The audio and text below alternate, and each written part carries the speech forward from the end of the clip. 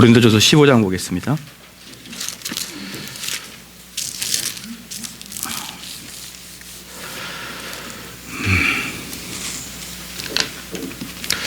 펴주시고요. 오늘이 이제 고린도전서 15장 12절 19절 육체의 부활을 부인할 때 생기는 결과 다 피셨죠? 몇 표지인가요? 예, 그 옆에 있는 사람 어제 안 오신 분들은 옆에 있는 사람 거 보고 이렇게 좀 해주십시오. 육체의 부활을 부인할 때 생기는 결과입니다. 고린도전서 15장의 주제는 무덤으로부터의 부활, 즉 사람의 신체적이고 육체적인 문자 그대로의 부활입니다. 바울은 사람이 죽은 자 가운데서 다시 살며 또한 다시 살아날 것임을 고린도인들에게 상기시키고 있습니다. 육체적 부활의 사실의 표명입니다. 구약시대의 소망, 아주 오래전 욥기라는 오래된 책에서 욥은 말했습니다. 나의 이 가죽 이것이 썩은 후에 내가 육체 밖에서 하나님을 보리라. 내가 친히 그를 보리니 내 눈으로 그를 보기를 외인처럼 하지 않을 것이라. 내 마음이 조급하구나. 욥은 육체적인 부활을 믿었던 것입니다. 예수님의 약속은 요한복음 5장을 보겠습니다.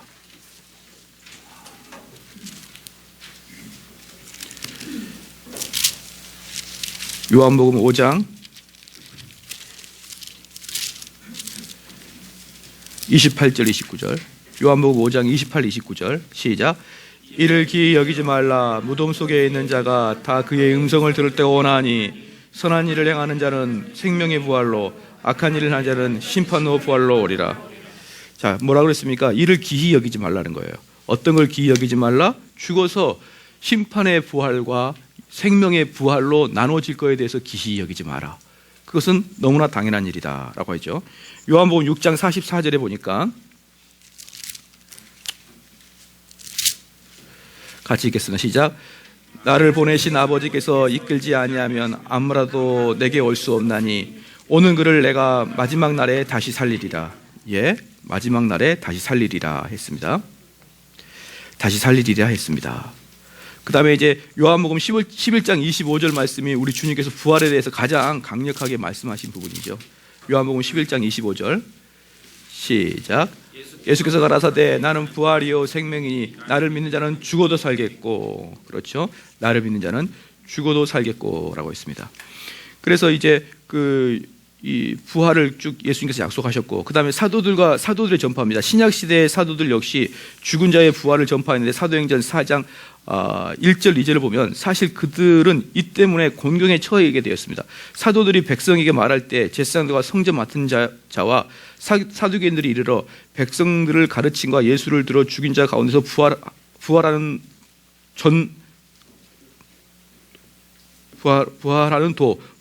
도를 전함을 싫어했습니다. 부활하는 도를 전함을 싫어했습니다.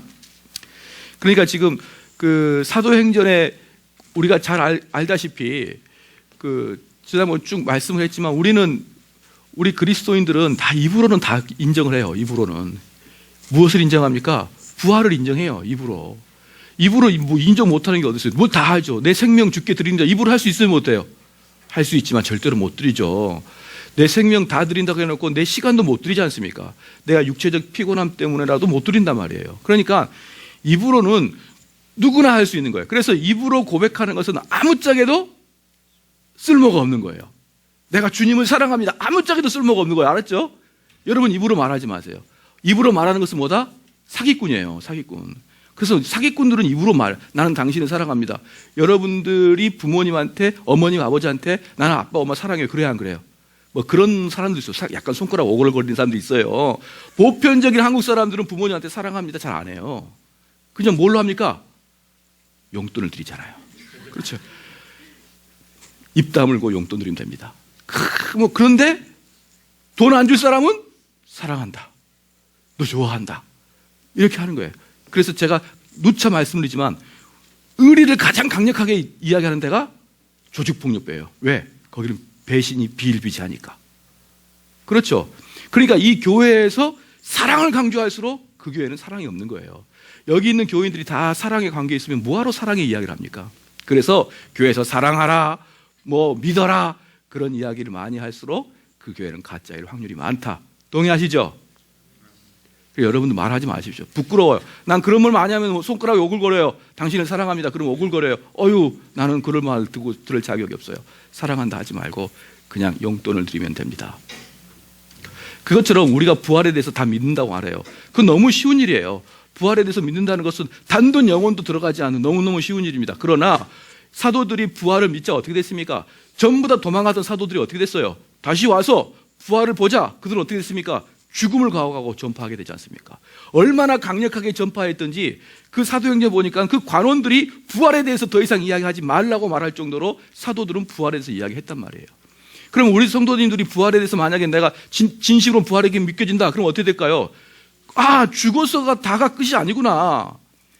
내가 이론적으로는 죽어서 천국 간다는 이론을 내가 알고 있는데 실질적으로 내가 죽으면 진짜 천국 가는구나를 확신한 사람은 어떻게 된다 그랬어요? 이 땅의 것을 연연해 하지 않는단 말이에요. 이 땅의 것을 연연해 하지 않는다. 그래서 우리가 믿은 죽음 이후의 소망에 대한 그 가치관이 뚜렷한 사람들은 이 땅의 것으로부터 여러분의 욕심이 떨어지게 되어 있다 이 말이에요. 이 땅의 것으로. 왜 그것을 여러분이 자꾸 부인하려고 그럽니까? 그렇게 자꾸 부인하려고 그러니까 이중적인 인생이 되는 거예요. 이중적인 인생. 머리로는 믿는 것 같은데 실제적으로 믿어지지 않는 그런 인생을 살아가는 겁니다. 그렇죠. 그러니까 맨날 교회에서 하는 말이 당신이 정말 그리스도한테 헌신하냐? 왜 그럴까요? 헌신하는 사람이 없으니까 그러는 거예요. 만약에 공산당이 쳐들어와서 탁 총을 대고 너 죽을래? 예수를 부인할래? 그러면은 여러분이 뭘 선택하겠냐고. 그냥 그 시뮬레이션을 해가지고 한번 생각해보라, 상상해보라 말이에요. 정말 여러분들이 예수 그리스도를 위해서 죽을 수 있겠느냐. 자, 공산당 쳐들어온다 안 들어온다. 시작. 안 들어와요. 절대로 전쟁 아니랍니다. 여러분 지금 북한에서 뭐 하는데 절대로 전쟁 투표 끝나면 다시 조용해져요. 걱정하지 말아요. 김정은이가 때가 되면 한 번씩 꽝꽝 터뜨려 준단 말입니다. 언제? 총소나 대선 앞에 두고. 다 이렇게 서로 좋은 거예요, 그게. 그렇죠. 그래서 이 지역의 분위기 조성해가지고 무섭지, 너희들. 이렇게 한 번씩 정은이 동생이 해줘요, 그렇게. 전쟁 안 납니다. 제가 전쟁 나면 여러분들 이 교회 장로 시켜드릴게요. 안 나요, 안 나. 전쟁 걱정하지 말아요. 정은이 동생 머리에 허파 들어가 바람 들어가도 안 나요. 왜? 전쟁 나면은 다 죽거든요. 전쟁 나는 순간 정은이가 딱 미사일 올리는 순간 미국 애들이 곧바로 직방이에요. 끔찍도 못합니다. 끔찍도. 여러분 옛날에 이라크 전쟁 날 때 미사일 하나 쏘던가요? 못 쏴요. 못 쏴. 왜? 누가 있으니까? 대한민국 육군이 있으니까? 아니에요. 대한민국 육군은 근무나 쓰는 거고요. 그냥 미국 형들이 있잖아요. 미국 형아들이. 그리고 걔네들이 미사일이 딱 대고 있기 때문에 절대로 전쟁이 일어나지 않으니까 전쟁 공포에서 여러분 잊어버리십시오. 그러므로 여러분에게는 공산당이 와서 만약에 전쟁이 나더라도 공산당이 와서 여러분에게 머리를 그러면서 교회 다닐래? 너 죽을래? 그렇게 합니까? 안 합니까? 안 해요. 왜? 미사일로 다 죽어버리니까. 빨갱이를 만날 시간도 없어요. 그러니까 여러분들 그런 것은 안 와요. 절대 빨갱이가 와가지고 여러분한테 믿을래? 아니면 죽을래? 그런 일은 앞으로 없습니다. 그런데 그건 있어요. 너 시간 헌신할래? 안 할래? 아주 여유롭잖아요. 그죠? 이 정도는 내가 죽기를 각오하고 있는데 이 정도는 못 올까요? 너 헌신할 거 안 할 거야. 이것은 여러분이 실제로 못하는 거예요. 바로 그 사람들이 거짓말장이라는 거예요. 전혀 하나님의 부활에 대해서 믿지 아니하는 말로만 이론적으로 하고 있는 그런 자들이란 말이에요. 왜? 사도들은 그들의 그 당시의 유대인들과 그 당시의 로마 사람들이 무서워서 뿔뿔이 흩어졌다가 예수 그리스도의 부활을 보고 다 어떻게 됐어요? 불나방이 불 속으로 들어가듯이 전부 다 불길로 들어가 버렸어요. 제가 그래서 말씀을 드렸죠. 초대교회 때 그 로마 경기장에서 사자밥 됐을 때 사자가 그 사람 안 먹었어요. 왜 안 먹었다 그랬죠? 배불러서 안 먹었어요. 배불러서. 처음에는 저도 교회사를 보다가 사자가 더 이상 먹지 않았다 그래서 무슨 광채가 나와서 입을 다니엘처럼 사자 입을 막아버린 줄 알았더니만 하도 기독교인들을 잡아먹어가지고 배가 불러서 더 이상 안 먹어요. 사자도. 사자도 이제 안 먹어요. 그 정도까지 죽은 이유가 뭡니까? 시작. 부활 때문에. 그래서 우리 한국 성도들은요, 정말 가짜예요, 가짜. 그러니까 옛날에는 그 6.25 때는 정말 철모를 쓰고 총을 가지고 총탄이 빗발치는 곳에서 전쟁했다 그러면 여러분 요즘은 어떠냐? 수박 갉아먹고 반 해가지고 하이바 쓰고 기어다니면서 따끔따끔 하는 장난하고 있는 거란 말이에요, 장난. 진짜 전쟁이 아니라 가짜 전쟁, 진짜 기독교가 아니라 가짜 기독교를 하면서 자기들이 뭐나 되는 것처럼 앉아있는 게 지금 현대 한국교회다. 동의하시죠? 거기에 동의해야 됩니다. 여러분들이 그래야 발전이 있는 거예요. 자, 그래서 이들이 사도들이 3번에 사도들이 전파하기 시작하자 어떻게 됩니까? 목숨 걸고 전파하니까 관원들이 전파를 하지 말라라고까지 하는 정도입니다. 바울의 메시지는 뭡니까? 고린도후서 4장 14절입니다. 한번 봅시다. 고린도후서 4장 14절.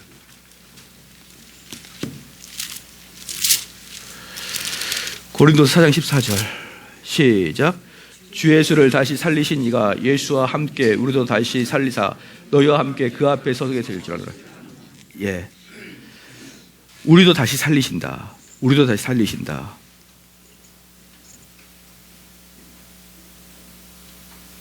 골로새 3장 4절입니다.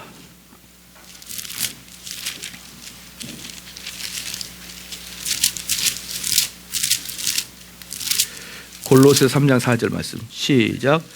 우리의 생명이신 그리스도께서 나타나실 때 너희도 그와 함께 영광 중에 나타나리라. 예, 우리도 예수 그리스도와 같은 영광으로 나타나게 되어 있다 이 말입니다.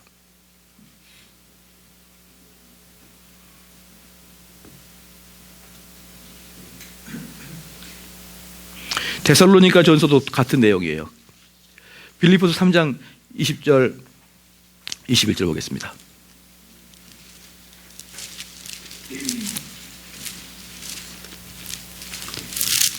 빌립보서 3장 20절 21절 시작. 오직 우리의 시민권은 하늘에 있는지라 거기에서도 구원하는 자 곧 주 예수 그리스도를 기다리나니 그가 만물을 자기의 복종케 하실 수 있는 자의 역사로 우리의 낮은 몸을 자기의 영광의 몸의 형체와 같이 변하게 하시라. 자, 여기서 보니까 뭐랍니까? 오직 우리의 시민권은 어디에 있습니까? 하늘에 있다 그랬지. 하늘에.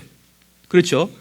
그래서 거기로서 구원하는 자 곧 주 예수 그리스도를 기다리노니 그가 만물을 자기에게 복종하실 수 있는 자의 역사로 우리의 낮은 몸을 자기 영광의 몸의 형체와 같이 병케 하시리라. 즉 우리의 몸을 어떻게 된다고요? 병케 하겠다. 병케. 우리의 몸을.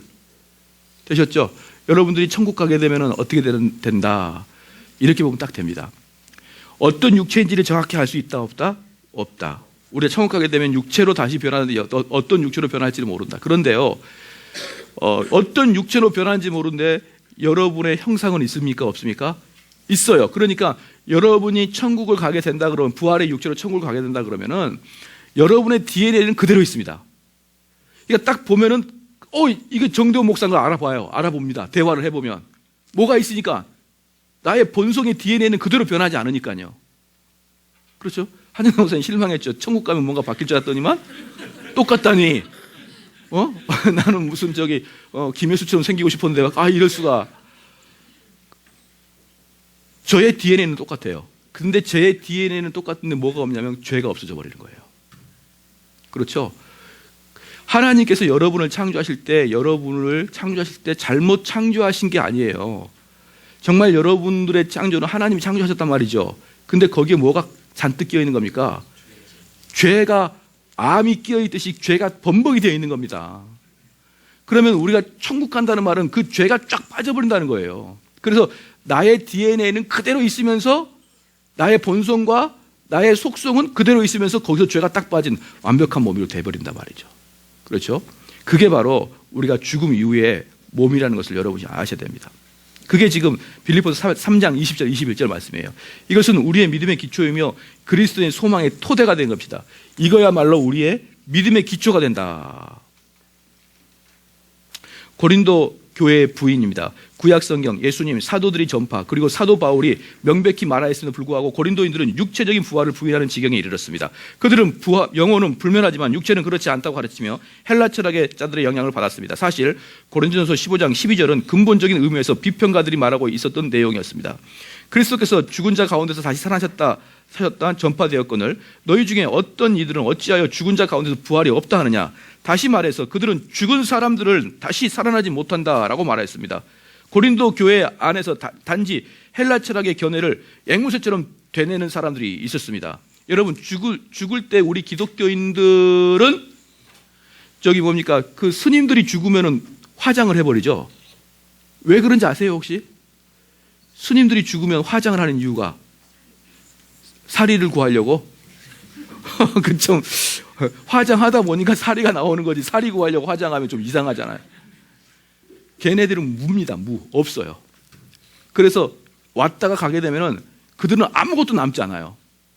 그들의 영혼은 어떻게 되는 거예요? 없어지는 거예요. 없어져요. 그래서 아무것도 남지 않는 것에 대한 그 뭐예요? 그 확증이 다 불살로 없애버린 거예요. 아무것도 남기지 않고. 자, 그러면은 우리 개신교에서, 기독교에서는 화장합니까? 안 합니까? 요즘에는 하는 거죠. 요즘에나. 원래는 안 하죠. 왜 그럴까요? 부활의 신앙이 있기 때문에 그러는 거예요. 여러분, 화장하면 됩니까? 안 됩니까? 화장을 딱 했더니 바다에 뿌려버렸어. 그럼 어떻게 나오죠, 그게? 바다에 뿌려버렸으면 내 몸가리가 바다에 둥둥 떠가지고 하나는 일본에, 하나는 미국에 있는데 어떻게 할까요? 그러면 하나님께서 12만 2,500개를 다 찾아내야 되는데, 가루를. 바로 그 내용을 이야기하는 거예요, 지금 비평가들이. 야, 죽어서 다 뿌려지고 썩어서 없어진다 그러면 그건 물로 흘러갈 것이고 그것은 다 없어질 건데 어떻게 뭐가 부활하냐? 육체가 부활하냐? 이 말입니다. 어떻게 부활할까요? 우리는 알지 못하지만 하나님께서 그 일을 하신다고 했으니까 우리는 믿는 거예요. 그 흙 같은 것들이 어디에 뿌려진지는 모르겠어요. 화장을 해가지고 다 어디로 가버리는지 모르겠습니다. 그러나 그것을 다시 육체가 부활해서 어떻게 합니까? 내 영이랑 만나게 해주시는 게 부활이다. 기독교 부활이다. 그래서 바울의 논의는 15장 1절부터 12절까지 바울은 고린도인들에게 말하기를 예수께서 죽은 자 가운데서 다시 살아나셨음을 너희들이 이미 믿었는데 이제 와서 죽은 사람이 다시 살아날 수 없다고 믿는다는 것은 불가능하다고 했습니다. 바울은 그들이 그리스도께서 죽으시고 장사 지낸 바 되었다가 성경대로 다시 살아나셨다고 하는 복음을 받았으며 그 위에 섰으며 그리고 그로 말미암아 구원을 얻었음을 그들에게 보여주었습니다. 다시 말해서 만일 그들이 그리스도의 육체적인 부활을 이미 알고 받아들였다면 어떻게 죽은 자 가운데서 부활하는 것과 같은 일이 없다고 말할 수 있는가라는 것이다. 그래서 바울은 성령의 감동하심을 입은 자로서 그리고 논법가로서의 놀라운 재능으로 일반적 근거를 세우고 있는데 그것은 그리스도의 부활에 대한 신앙입니다. 그들은 이것을 믿고 있었기 때문에 그는 이야기를 계속해 나갈 수 있었고 그들이 빠져나온 오류에 맞서서 자신의 논리를 세울 수가 있었던 것입니다. 당신이 12절을 유의해 보시길 바랍니다. 우리 다시 한번 고린도서 15장 12절 보겠습니다. 다 같이 한번 읽겠습니다. 시작. 그리스도께서 죽은 자 가운데서 다시 살아나셨다 전파할거늘 저희 중에서 어떤 이들은 어찌하여 죽은 자 가운데서 부활이 없다 하느냐라고 했죠. 12절의 마지막 구 죽은 자 가운데서 부활이다는 말은 헬라어 원문의 관사 그가 없다. 따라서 이 원문을 이렇게 직역하여 읽을 수 있다. 너희 중에 어떤 이들은 어찌하여 시체의 부활이 없다고 하느냐. 여기에 바울의 논거가 있습니다. 죽은 자들이 다시 살아나지 않는단 말인가? 그렇다면 어째서 당신은 예수께서 다시 살아나셨다는 것을 믿는가? 당신은 예수께서 다시 살아나셨음을 물론 믿었으며 그 사실을 믿음으로써 구원을 얻었다. 이렇게 하여 바울은 그들을 도저히 빠져나올 수 없는 궁지로 몰아넣고 있으며 또한 자신의 논의를 시작하고 있다. 무슨 말이냐? 예수 그리스도도 몸으로 살아났다는 것이에요. 더욱이 13절 19절에서 바울은 만일 그들이 부활을 믿지 아니할 때 복음과 또한 그들에게 어떤 일이 일어나는가를 그들에게 보여주고 있습니다. 그것은 당신이 지금까지 보았던 가장 논박하기 어려운 구절들 중에 하나이다. 바울은 근본적으로 이렇게 말하고 있는 것입니다. 만일 당신이 육체적인 부활이 없다고 말한다면 당신은 단지 기독교 전체에 치명타를 가한 셈입니다. 따라서 13절 19절에서 바울은 육체적인 부활을 부인할 때 생기는 7가지 파괴적인 결과들에서 말하고 있습니다. 그리스도께서 다시 살지 못하심입니다. 13절 다 같이 한번 읽겠습니다. 시작. 만일 죽은 자의 부활이 없으면 그리스도도 다시 살지 못하였습니다. 바울이 가정하고 있습니다. 근본적으로 바울은 고린도인들에게 이렇게 말하고 있습니다. 너희가 육체적인 부활을 믿지 않는다고 서슴없이 말하며 다니는데 그러면 그리스도는 어떤가? 만일 죽은 자들이 다시 살아나지 않는다면 무엇을 추측할 수 있는가? 그리스도께서 다시 살아나지 못하셨으리라 생각할 수 있을 것이다. 그것이 논리적인 귀결인 것이다. 바울은 사실상 상반되는 진술을 사용하여 만일 죽은 자들이 다시 살아나지 못한다는 진술이 참이라면 그리스도께서는 다시 살아나지 못하였으며 또한 만일 그리스도께서 다시 살아나지 못하셨다면 등등으로 말하고 있는 것이다. 아마 당신은 그렇지만 그리스도는 달라. 그분은 사람이 아니셔 라고 말하는지 모른다. 과연 그런가? 그리스도는 전적으로 사람이시며 또한 전적으로 하나님이시다. 그것이 바울이 주장하는 기초인 것이요. 즉 그는 완전한 성육신을 가장하고 있고, 다시 말해서 만일 죽은 자들이 다시 살아나지 못한다고 당신이 말한다면 그리스도께서는 어떻게 되는 것인가? 그분도 사람이신데 라는 뜻이다. 그렇다면 당신은 그분이 사람이셨다고 확신하는가? 라고 묻고 싶을 것이다. 그렇다. 성경이 이 점에 대해서 아주 명백하게 말하고 있죠. 그래서 그리스도의 인성은 성경에 아주 그대로 나와 있어요. 여러분이 찾아보면 돼요. 사도행전 2장 22절, 고린도전서 15장 21절, 갈라디아 4장 4절. 자, 여기서 보겠습니다. 우리 예수님께서는 완전한 인성입니까? 아닙니까? 완전한 인성이죠. 저와 여러분과 똑같은 성향입니까? 아닙니까? 똑같은 성향이죠. 그럼 우리 예수님께서는 배고픔의 유혹을 받을까요? 안 받을까요? 받아요. 우리 예수님은 분노의 유혹을 받을까요? 안 받을까요? 받아요. 우리 예수님은 이성적인 유혹을 받을까요? 안 받을까요? 그것도 말하기 힘든데 똑같은 인성이라면 다 받아요. 이 모든 것들로부터의 똑같은 완벽한 몸으로 완벽한 시험을 다 견뎌야 되는 거예요, 예수님은. 그러니까 예수님께서 인성적인 부분에서 예수님은 하나님의 아들이기 때문에 이런 부분에는 우리보다 좀 더 참을성이 있다. 하나님께서 그렇게 만들어주면 마귀는 뭐라는 거예요? 의의 있습니다. 의장, 의의 있습니다. 이렇게 나오는 거예요. 의장, 이건 불법입니다. 왜? 예수님은 하나님께서 하늘에서 왔기 때문에 요런 돈에 대한 문제, 요런 문제에 대해서는 예수님은 유혹을 견딜 수 있는 능력이 훨씬 많습니다. 그러나 우리는 이 땅에 몸을 갖고 사니까 돈에 대한 유혹을 물리칠 수 없습니다. 의장, 의의 있습니다. 그럼 하나님께 뭐라고 할까요? 물 한 잔 먹고 할 말이 없네요. 그래요, 하나님께서. 그러니까 마귀가 그대로 공격할 수 있기 때문에 하나님께서는 그 아들을 똑같은 육체로 우리를 보내주시단 말이에요.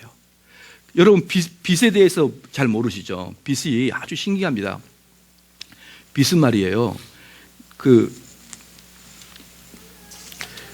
빛은 총알처럼 한 곳으로 쫙 나가는 거 아시죠?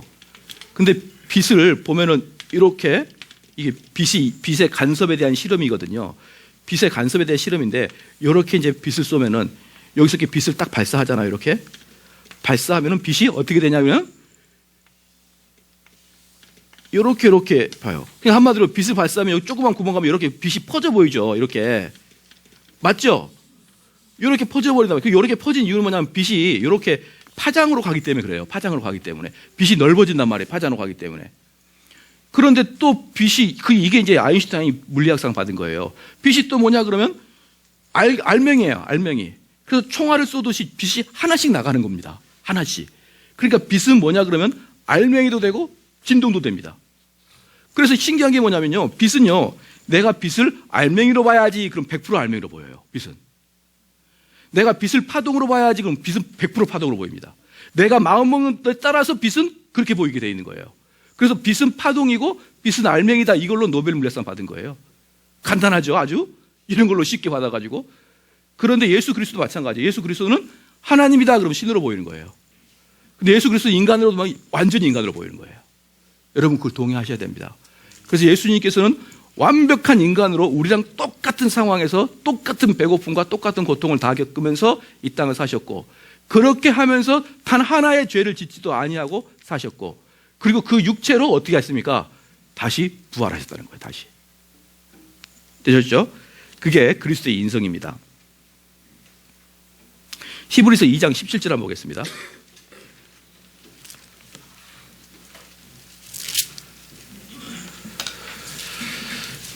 히브리서 2장 17절 한번 읽겠습니다. 시작. 그러므로 저가 범사의 형제들과 같이 되심이 마땅하도다. 이는 하나님의 일에 자비하고 충성된 대제사장이 되어 백성의 죄를 구속하는. 형제들과 똑같이 되어 있다. 형제들과 똑같이 되어 있다. 그러면은 사람들의 선언입니다. 세상이 그리스도를 바라보았을 때 그들은 그분이 인간이심을 알게 되었습니다. 그들은 그분을 떠다니는 팬텀기나 신비스러운 존재가 아니었다는 것을 분명히 아셔야 됩니다. 마가복음 6장 3절 말씀은 예수께서 가라사 나사렛에 자기 고향을 찾아가셨을 때 사람들이 이렇게 말했습니다. 이 사람이 마리아의 아들 목수가 아니냐, 야고보와 요셉과 유다와 시몬의 형제가 아니냐, 그 누이들이 우리와 함께 여기에 있지 아니하냐. 그 사람은 그분을 다른 모든 사람과 똑같은 인간으로 보았습니다. 요한복음 19장 5절에 뭐라고 합니까? 보라 이 사람이로다 라고 할 때 말했죠. 한번 써볼까요? 보라 이 사람이로다.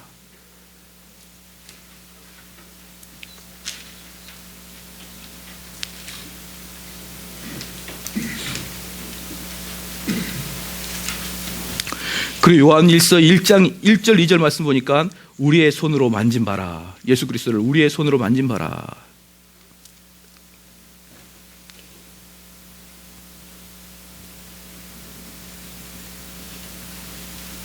요한일서 7절 보겠습니다. 요한일서 7절.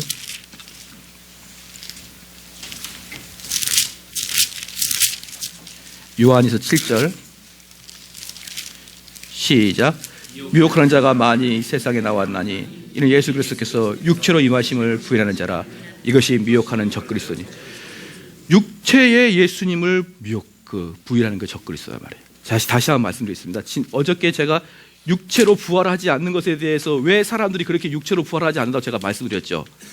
그러면은 왜 이들이 예수님을 그렇게 육체로 오신 것에 대해서 육체로 오신 것에 대해서 그렇게까지 계속 부정하려고 그러느냐? 그럼 이게 이제 궁극적으로 이제 결국은 육체의 부활까지 이제 부정하게 되는 거죠. 그러니까 우리 이제 예수님을 갖다가 뭐라고 생각하냐 그러면은 이제 육체가 아니고 우리랑은 뭔가 다른 존재다라고 이야기하라는 것이죠. 그럼 예수님은 우리랑 뭔가 다른 존재면 어떻게 됩니까? 우리는 예수님과 같이 그렇게 꼭 시험을 이길 필요 없죠. 그렇죠. 우리는 예수님처럼 꼭 그렇게 율법을 지킬 필요가 없고 예수님처럼 꼭 그렇게 하나님 말씀에 순종할 필요가 없어요. 왜 그럴까요? 우리랑은 다른 존재니까. 그분은 예수님이니까 그렇게 하는 거고 여러분은 어떤 존재예요? 만약에 옛날에 그 고등학교 다닐 때 그런 적이 있었는데 우리 학교 선생님들이 우리한테 공부를 열심히 하게 하려고 야, 어떤 고등학교는 근데 그 어떤 고등학교 어디냐면은 그때 보통 시험 봐서 들어가는 고등학교 있어요. 저희 때 보면은 부천고등학교나 전주고등학교 이런 식으로 진주고나 이러면서 일부 이렇게 시험 봐서 들어가는 고등학교가 있거든요. 그럼 그 학생들을 얼마나 공부 열심히 하는 줄 아느냐? 너희들은 그 사람들보다 더 공부를 못하니까 더 열심히 공부를 해야지. 그럼 학생들은 어떤 생각하냐면 걔는 부천고등학생이고 걔는 서울대 연고대 갈 거고 나는 걔네들과 경쟁하지 않아. 걔네들은 나랑 다. 그럼 그게 뭐예요? 벌써 그 주파수 자체가 틀리는 거예요. 걔네들하고 일반 고등학교 주파수가 틀려요. 그렇게 하면은 거기 있는 학생들이 동요를 안 합니다. 비슷한 일을 이해해야 돼요. 그러니까 우리가 예수님은 육체적인 것으로 자꾸 부정하게 된 이유는 예수님은 예수님이니까 이 고난을 얼마든지 극복할 수 있었고 예수님은 얼마든지 뭐 할 수 있다? 유혹을 넘어갈 수 있다라고 생각하는 거예요. 그러니까 지금도 예수 그리스도 육체적으로 예수 그리스도를 부인한 사람이 엄청나게 많아요. 제가 어저께 뭐라고 했습니까? 머리로는 알아요. 머리로는 아는데 여러분의 육체가 전혀 움직이지 않는 거예요.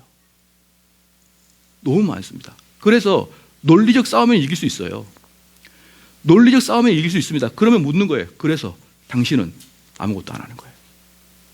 그래서 기독교를 뭐 하는 거예요? 사상의 정교로만 생각하는 거예요. 그게 아주 놀라운 이방의 표현입니다. 논리적 정교로만 생각합니다. 그런데 실질적으로 그 논리적 정교가 자기 몸에서 흘러나오질 않고 앉아서 말로만 하는 거예요. 자, 그게 뭡니까? 육체적 예수 그리스도를 부인하는 자예요. 오직 신앙은 뭐만 하면 된다? 앉아서 끄떡끄떡 하면서 이렇게 막 뭐만 받아내면 된다. 이렇게 하면서 제가 어저께 뭐라고 했습니까? 악한 기도가 뭐라 그랬죠? 악한 기도가 시작. 나는 못하오니. 오케이? 나는 못하오니 하나님이 주십시오. 나는 누구니까? 시작. 나는 누구니까? 나는 그리스도를 영으로만 알고 있으니까. 영은 이 땅에서 움직이지 않아요. 영은 이 땅에서 헌신하지 않아요. 영은 이 땅에서 헌금하지 않아요. 영은 이 땅에서 배고프지 않아요. 영은 그냥 영이에요. 가만히 있어요. 그래서 앉아서는 엄청나게 신앙인이야. 앉아서는 성경을 엄청나게 많이 알아요. 앉아서는 기도를 엄청나게 청선유수해요. 앉아서는 신학을 엄청 잘해요. 근데 그들의 삶에 있어서는 하나도 나타나지 않는단 말이에요. 그것을 위해서 육을 부인하는 겁니다. 그걸 위해서. 왜 이 사람들이 그렇게까지 육을 부인하느냐? 영은 움직이지 않는 거거든요. 영은 나가서 일하지 않거든요. 영은 가서 설거지하지 않거든요. 영은 가서 남을 돕지 않거든요. 그거 안 하려고. 그래서 그들이 끝까지 예수 그리스도의 육의 오심도 부인하죠. 예수 그리스도의 육의 부활을 계속 부인하는 이유가 그것 때문에 그러는 거예요. 말할 땐 잘하죠. 자기의 신앙 고백을 잘 고백하죠. 그런데 실질적으로 너는 하니? 그럼 저는 못하죠. 누가 해야 될까요? 목사님이나 선교사가 해야죠. 주님 내가 여기 있사오니 죄를 써주세요. 그러면서 자기는 안 써요. 죄를 써야 돼요. 그리고 말씀 읽으면은 항상 그래요. 말씀 읽으면 그 말씀을 자기한테 적용시키는 게 아니라 다 다른 사람을 적용시키는 거예요. 이 말씀은 김 집사가 들어야 되는데 자기는 열애입니다. 열애. 여러분 그게 얼마나 심각한지 몰라요. 그건요 너무너무 심각합니다. 그래서 제가 이제 오래 살지 않았고 오래 목회를 안 해봤는데 제가 목회를 하면서 보니까 노무현 대통령 말이 딱 기억이 나요. 뭐라 그랬죠? 부끄러운 줄 알아라. 부끄러운 줄 알아라. 말로만 성도고 말로만 아멘하고 말로만 하는데 실질로 움직이지 않는 그 사람이 너가 부끄러운 줄 알아야지. 그냥 그렇게 하면 이게 만약에 예수 그리스도 영이면요 얼마든지 이론적으로 얼마든지 말로 얼마든지 설득으로 하려고 하는 게 뭡니까? 신앙이에요. 신앙. 근데 여러분이 육체로 오신다는 개념 이제 좀 아시겠죠? 그래서 여러분들이 실제로 이 말씀이 여러분의 육체를 통해서 나타나지 않으면요 여기서 뭐라고 했습니까? 요한이서 1장 7절 한번 다시 한번 읽어보시죠. 시작. 미혹하는 자가 자기만이 세상에 나왔나니 예수 그리스도께서 육체로 임하심을 부인한 자라. 이것이 미혹하는 자요. 누굽니까? 시작. 적그리스도라고 했어요. 적그리스도. 말로만 하고 실질적으로 육체로 드러나지 아니하는 일들을 하는 수많은 교인들 말이에요. 적그리스도라. 여러분 물어보겠습니다. 우리 분이엘 대학 들은 사람 다 알아요. 적그리스도가 존재하는 곳이 어디입니까? 시작. 교회 안이에요. 안. 교회 안에만 적그리스도가 있어요. 교회 밖에는 적그리스도가 없어요. 여러분 그 분명히 기억해야 됩니다. 적그리스도는 교회 안에만 존재해요. 바깥에 존재하는 사람을 뭐라 그럽니까? 시작. 이방인, 이교도라 그래요. 교회 안에 존재하는 사람을 이단이라 그러고 적그리스도라 그러는 거예요. 여러분 저 밖에 뛰는 사람 보고 적그리스도라 하면 안 돼요. 스님이 적그리스도가 아니에요. 스님은 이교도입니다. 이교도. 적그리스도는 교회 안에 우리 안에 있고 그것을 사도들이 뭐라고 했습니까? 그것을 이상히 여기지 말라. 그걸 기이 여기지 말라라고 사도가 그랬잖아요. 적그리스도는 항상 무엇을 쓰고 있는 거예요? 속엔 늑대인데 양의 가면을 쓰고 광명한 천사로 오는 것을 이 기이 여기지 말라고 하지 않습니까? 광명한 천사로 오는 것을 딱 보면 천사입니다. 천사가 어디에 있습니까? 교회 안에 있죠. 훌렁훌렁 날아다니면서.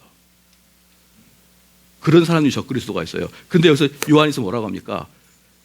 육으로 오는 것을 부인하는 자는 적그리스도라고 하지 않습니까?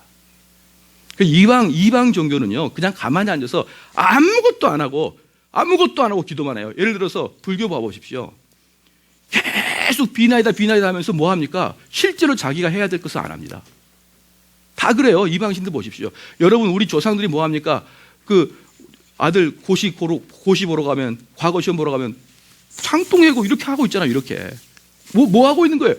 이상으로만 영으로만 하고 있는 거예요. 실질적인 육체적으로는 하는 게 없습니다. 종교에서. 이러한 것들이 미혹하는 자고 적그리스도다. 여러분이 그래서 예수 그리스도 육체적 오심에 대한 부인, 예수 그리스도 육체의 부활 이게 아무것도 아니구나 논리적인 싸움이구나 그렇게 생각하면 안 됩니다. 여러분 신앙을 거의 뒤바꿔 버릴 그런 거예요. 그럼 예수 그리스도 부활을 여러분이 실질로 믿고 소망을 믿는다 그러면 여러분 이제 뭐 해야 될까요? 시작. 여러분 몸뚱아리가 이제 와야 되는 거예요. 여러분 몸뚱아리가 죽음으로 달려가야 되는 거예요. 누구처럼? 사도들처럼 달려가야 되는 거예요. 그 부활을 자기가 보지 않았을 때까지는 도망가고 숨고 아주 무서워했는데 부활을 봐버리고 나면 눈이 확 뒤집어져 버리는 겁니다. 여러분들이 그러한 이 부활 세미나를 하고 나서 그렇게 좀 자기 자신을 좀 스스로가 부끄러운 줄 알고 스스로를 돌아봐야 되는 거예요. 스스로를. 그래서 예수님의 생에 대한 상세한 묘사가 있어요. 여기 쭉 이제 여러분이 읽어보면 되지만 처음에 보니까 예수님께서 잉태하셨고 그 다음에 예수님은 인간의 방식대로 태어나셨고 할례를 받으셨고 인간의 영혼을 소유하셨고 인간의 육신을 자랐고 키와 지혜가 자랐고 우셨고 배고프고 목마르고 졸리셨고 피곤하고 슬픔과 비탄과 고통을 느끼셨고 주먹에 맞으셨고 채찍당하셨고 십자가에 못 박히셨고 죽으셨고 옆구리에 창을 찔린 바 됐고 장사 지낸 바가 되는 완벽한 인간의 모습들이 예수님께서는 다 나타나고 있었단 말이에요. 예수님이 부활하신 육체가 나타납니다. 누가복음 24장 35절, 33, 35절 보면 엠마오로 도상에서 부활하신 예수님을 만나보았던 두 제자가 그때 일어난 모든 일들을 11 사도들에게도 전해주고 있습니다. 그런데 36절부터 보면 이 말을 할 때에 예수께서 친히 그 가운데 서서 가라사대 너에게 평강이 있을지어다 하시니 저희가 놀라고 무서워하여 그 보는 것을 영으로 생각하는지라 라고 기록되어 있다. 아마도 그들은 헬라 철학의 영적 부활을 믿었을지 모른다. 예수께서 가라사대 어찌하여 두려워하며 어찌하여 마음에 의심을 일어나느냐. 내 손과 발을 보고 나인 줄 알라. 또 나를 만져보라. 영과 살과 뼈가 없으되 너희 보는 바와 같이 나는 있느니라. 이 말을 하시고 손과 발을 보이시니 저희가 너무 기쁨으로 오히려 믿지 못하고 기이 여길 때 이르시되 여기 무슨 먹을 것이 있느냐 하시니 손에 못자국 난 걸 보여주고 또 예수님께서 배고파서 드시기도 하고 완전히 육체로 부활하신 것에 대한 아주 결정적 증거 아닙니까? 다시 말해서 만일 내가 영이 아니라는 더 이상의 증거를 너희가 원한다면 먹을 것을 내게 달라는 거예요. 그럼 이에 구운 생선 한 토막을 들이매 받으사 그 앞에서 잡수시더라. 이건 뭡니까? 나 완전히 육체다는 걸 보여주는 거예요. 육체다. 먹고 그걸 생선을 소화시키는 그러한 예수님입니다. 바울이 말하는 요점은 이렇습니다. 만일 죽은 자들이 다시 살아나지 못한다고 너희 철학자들이 말한다면 예수께서도 다시 살아나지 못하셨다. 왜냐하면 그분은 인간이셨기 때문이다. 정말 그렇게 말하겠는가? 너희들의 믿음은 전적으로 그분의 부활에 기초를 두고 있다. 따라서 육체의 부활을 믿지 않는데 따르는 첫 번째 파괴적인 영향은 그리스도께서 다시 살아나지 못하신 셈이 된다. 그 다음에 14절 보겠습니다. 다시 한번 읽겠습니다. 시작. 그리스도께서 만일 다시 살지 못하셨다면 우리의 전파하는 것도 헛것이요 또 너희의 믿음도 헛것이다. 그러면 모든 복음의 전파가 헛것이 되는 것입니다. 그리스도께서 만일 다시 살아나지 못하면 우리의 전파하는 것도 헛것이다. 쓸데없다. 복음의 확증입니다. 그리스도께서 우리의 죄를 위하여 죽으시고 장사 지낸 바 되었다가 사흘 만에 다시 살아나셨다는 것이 복음이라고 말할 때 그분이 행하신 모든 것이 결국 죽음으로 귀착되고 다시 살아나지 아니하셨다고 한다면 복음이란 존재하지 않는다. 따라서 모든 복음 전파는 공허하고 무익한 허튼 소리에 불과하게 될 것이다. 만일 그리스도께서 영원히 죽으신 것이라면 사도들의 메시지 속에 알맹이가 떨어져 나가는 것입니다. 아무것도 할 말이 없으며 전파하는 일도 없으며 복음은 파괴된다. 예수께서 말씀하시고 행하신 모든 것이 유효성은 그분의 무덤으로부터 살아나셨는가 아닌가에 전적으로 달려있다. 만일 그분이 살아나지 못하셨다면 모든 것을 잃게 되고 만일 그분이 살아났다면 모든 걸 얻게 된다는 것입니다. 이게 뭡니까? 예수님께서 만약에 살아나지 못했다. 그러면 둘 중에 하나라고 했죠. 첫 번째는 뭐냐면 예수님은 아주 훌륭하신 순교자예요. 훌륭하신, 우리로 말하면 독립을 위해서 자기 목숨을 버리신 훌륭하신 애국자고 우리가 본받아야 될 훌륭하신 선교자, 순교자. 또 하나 뭐라고 했습니까? 미친 사람이든지 거짓말장이든지. 왜? 자기는 죽은 다음에 3일 만에 살아난다고 그랬거든요. 자기가 쭉 가르치는 것이 나는 하나님의 아들이다라는 것을 증명을 뭐합니까? 나는 죽은 지 사흘 만에 살아날 것이다. 그거 아닙니까? 그렇기 때문에 예수님께서 부활하지 아니한다 그러면 첫 번째는 훌륭한 순교자요. 아니면 두 번째는 약간 정신이 오락가락한 그런 분이셨다.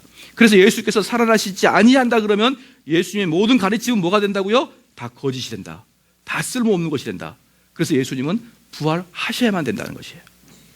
그러면 부활은 예수님의 신성을 말해줍니다. 로마서 1장 1절과 3절을 보면 하나님의 복음, 그의 아들에 관하여 이 아들로 말하면 육신으로는 다윗의 혈통에서 나셨고 라고 했는데 여기서 3절은 그분의 인성을 증거하고 있습니다. 그러나 4절은 계속해서 성결의 영으로는 죽은 자 가운데서 부활하여 능력으로 하나님의 아들로 인정되셨으니 라고 하셨습니다. 다시 말해 그분의 인성은 그분의 다윗의 혈통이라는 데서 뚜렷이 나타나며 그분의 신성은 부활의 기초를 두고 있는 것입니다. 만일 그분이 다시 살아나지 못한다 그러면 그분은 하나님이시니다. 그리고 만일 그분이 하나님이 아니시라면 모든 복음 전파는 무가치하고 공허합니다. 제가 오늘 잠깐 우리가 앞에 오전에 제가 어떤 분들에게 우리 이스라엘의 존재 이유에 대해서 말씀을 드렸어요. 이스라엘 존재 이유는 뭐냐 그러면요, 다윗의 혈통을 통하여 예수 그리스도가 나오게 하는 것이 이스라엘의 존재 목적이에요. 이스라엘의 존재 목적은 다윗의 혈통을 통하여 예수 그리스도가 나오게 하는 겁니다. 메시아가 나오게 하는 거죠. 그래서 그걸 위해서 창세기에 누구를 선택합니까? 아브라함을 선택하는 거예요. 아브라함을 선택해서 민족이 재상이 되고 열국의 왕이 되게 하는 겁니다. 그렇죠? 그래서 이 아브라함을 선택해서 아브라함을 통해서 결국은 누구한테 옵니까? 이삭과 야곱에게 그 언약이 들어가고, 그래서 이것을 아브라함의 언약이라 그래요. 그 다음에 아브라함의 언약은 누구한테 옵니까? 다윗의 언약으로 옵니다. 다윗의 언약으로 와서 다윗의 자손 중에 누가 올 것이다? 예수님이 올 것이다. 메시아가 올 것이라는 거예요. 그죠? 그러면 문제는 뭐냐면 지금 유대인들은 예수가 오실 메시아인 걸 믿어요, 안 믿어요? 안 믿죠? 그러면 그들에게는 또 다른 메시아가 올 것을 기다리고 있는 게 유대인들 아닙니까? 자, 그러면은 됩니까, 안 됩니까? 안 되죠. 그럼 하나님께서 어떻게 해버릴까요? 시작? 없애버리는 거예요. 없애버려요. 누구를 없앨까요? 이스라엘을 없애기 전에 다윗의 혈통을 없애버립니다. 다윗의 혈통을 없애버려요. 그래서 실질적으로 AD 70년에 디도 장군에 의해서 예루살렘 안에 있는 예루살렘 그 근방이 그때 유대인들이 15만 명이었어요. 15만 명 중에 2만 명을 포로로 잡아가고 13만 명을 전멸시켜 버렸습니다. 한마디로 유대를 완전히 쓸어버렸습니다. 자, 그러면은 누가 다윗의 후손인지 알아요, 몰라요? 몰라요. 지금은요, 내가 메시아라고 나와도 그가 다윗의 후손인 것을 알아볼 수 있는 것이 하나도 없습니다. 그래서 누가 나와도 다윗의 후손인 것을 증명을 못해요, 이제. 그러니까 예수님이 나오시고 다윗의 후손을 완전히 멸절시켜 버렸어요. 멸절시키고 그 다음에 또 하나 있습니다. 이스라엘 백성들은 언제까지예요? 이스라엘이 정말 이 하나님께서 선택하신 선민이 되는 그 근본적인 이유는 거기서 예수 그리스도라는 메시아를 만들어내기였거든요. 그래서 예수님께서 메시아가 나오면은 유대인들은 더 이상 쓸모가 없기 때문에 유대인들을 다 멸절시킨 거예요. 아시겠죠? 그래서 지금은 AD 70년 이후에도 유대인들은 계속 하나님 멸절시키는 역사예요. 멸절시키는 역사. 그걸 여러분 좀 기억하시기 바랍니다. 자, 그럼 이스라엘의 존재 이유는 있습니까, 없습니까? 시작. 이스라엘 존재 이유는 없어요. 이 땅에서 이스라엘이 존재해야 될 이유가 없는 거예요. 그런데 이것을 잘 못하는 사람이 뭐라 그러냐면, 그 세대주의적 관점 뭐라 그러냐면 이렇게 꼭 이야기합니다. 지구가 이렇게 있어요. 여기가 이스라엘이 있고 여기가 한국이 있습니다. 그러면 이 이스라엘 통해서 이게 복음이 어떻게 서쪽으로 진행이 되잖아요. 서쪽으로. 그래서 쭉 지구 한 바퀴 돌고 이제 한국까지 왔습니다. 지금 이게 지금 어디까지 갑니까? 중국으로 가죠. 다시 어디로 갑니까? 이스라엘로 가면 어떻게 되는 거예요? 예수님 오신다 그러죠. 이게 다 뻥이라 이 말이에요. 왜? 이스라엘 존재 이유는 없거든요, 이제. 그래서 여기를 다시 회복하려고 하는 애들을 메시아닉주라고 그래요. 메시아닉주. 유대인들이 예수님 믿으면 재림 온다는 거죠. 놀라운 것이죠. 그런 거 어디 있습니까, 그게. 그건 성경을 잘못 해석하는 거예요. 이스라엘은 이미 존재 자체의 이유가 없어요, 얘네들은. 그래서 이스라엘이 다시 회복해야 된다는 그 미국의 침례교회 애들이 왜 그럴까요? 약간 미련해서 그래요. 걔네들은 계속적으로 백투더 예루살렘 합니다. 백투더 예루살렘. 이걸 누가 합니까? 최바울의 인터컵이 맨날 해가지고 맨날 국가적으로 부끄러워가지고 말이죠. 최바울 엄청 두들겨 맞습니다. 저번에 여기 왔던 김재성 교수 있지 않습니까? 그분이 맨날 거기 공청회 하러 가요. 딱 해가지고 아직도 이거 안 고쳤어, 최바울? 고칠게요. 고칠게요. 못 고쳐요.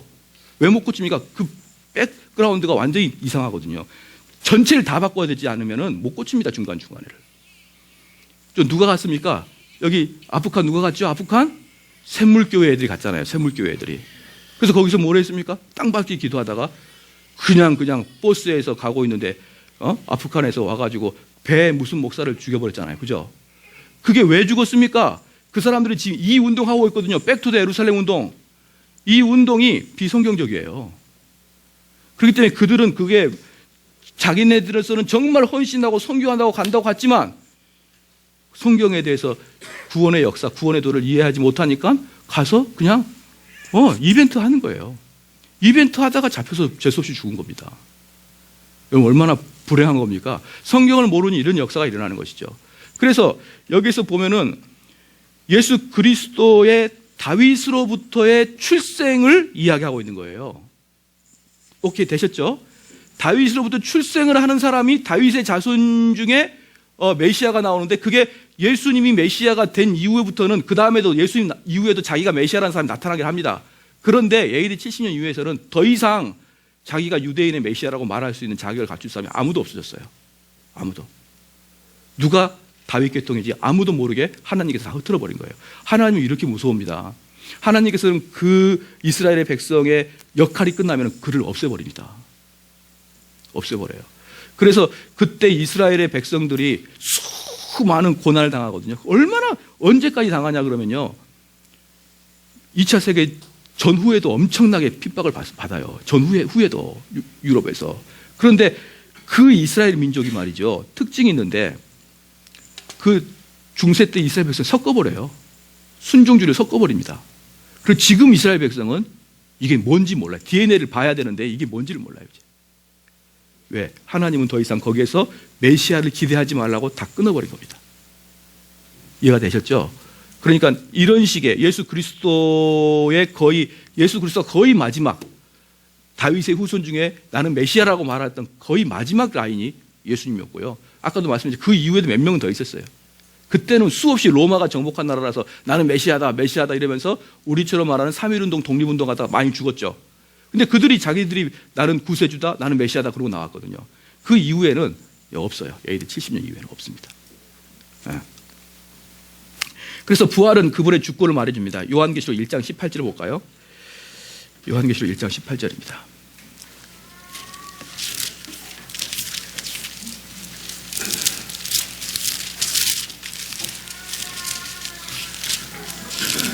요한계시록 1장 18절 다 같이 읽겠습니다. 시작. 곧 산자라 내가 전에 죽었노라 볼지어다 이제 세세토록 살아있어 사망과 음부의 열쇠를 가졌노라. 그리스도께서는 사실상 나에게는 교회를 다스리고 교회를 인도하고 교회의 책임을 지울 수 있는 권리가 있다라고 말하고 있습니다. 왜 그런가? 나는 산자라 내가 전에 죽었노라 볼지어다 이제 세세토록 살아있어 사망과 음부의 열쇠를 가졌기 때문이다. 다시 말해서 자기 교회를 지배하고 다스릴 권리와 내세를 약속할 권리는 그분 자신의 부활에 기초하고 있습니다. 로마서 14장 9절에 한번 볼게요.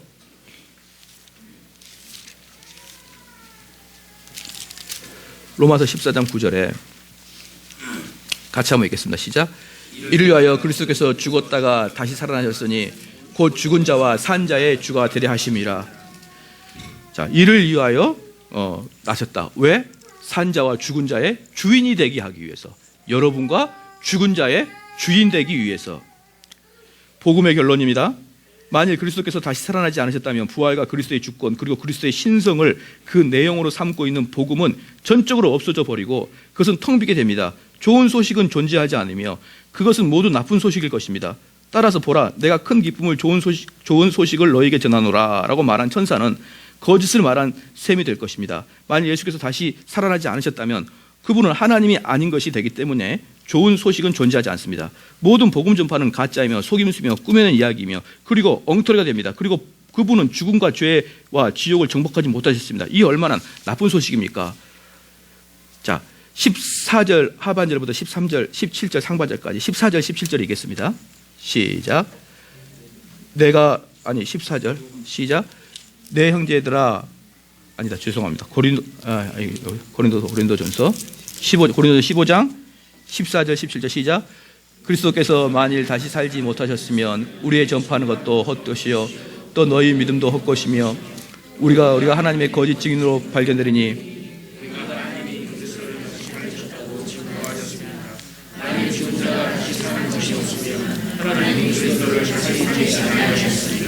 만일 죽은 자가 살아난 것이 없으면 그리스도 다시 살 것이 없을. 자, 이걸 제가 지난 시간에 첫 시간에 제가 말씀을 드렸는데 다시 한번 말씀해 보겠습니다.